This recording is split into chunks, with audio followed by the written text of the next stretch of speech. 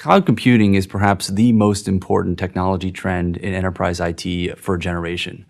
Cloud computing has driven probably 70% in growth of revenue within the enterprise IT industry over the last 3 or 4 years, and that's fully expected to continue through 2020 and beyond.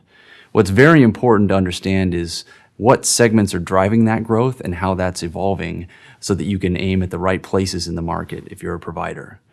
As we look at the market 3 or 4 years ago, a set of customers we call transformational customers were driving the majority of the demand. These were earlier stage companies, rapidly growing, more inclined to lean in on experimental technologies.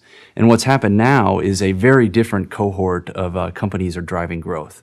We call them the slow and steady segment. By number, they represent roughly half the companies out there in the world. But up until recently, just a small portion of the total spend on cloud computing. That has completely changed. As of 18 months ago, when we surveyed the market, these companies had just started to migrate some parts of their environment into the cloud and expect that to dramatically ramp over the coming years, such that by 2018, that segment will be the largest in the market in terms of dollars of spend. So as we pull back and look at what successful providers are doing to win in this market, there are a few things that they do particularly well. One is narrow down the set of battlegrounds that they're focused on to an essential few where they're really going to invest to win.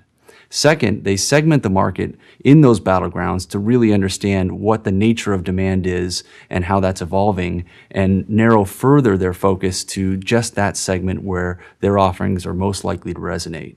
And third, perhaps most importantly, they realign their entire operating model, how they go to market, how they develop offerings, how they provide service, to line up against those segments in that target battleground so they really get the entire machine really humming on all cylinders.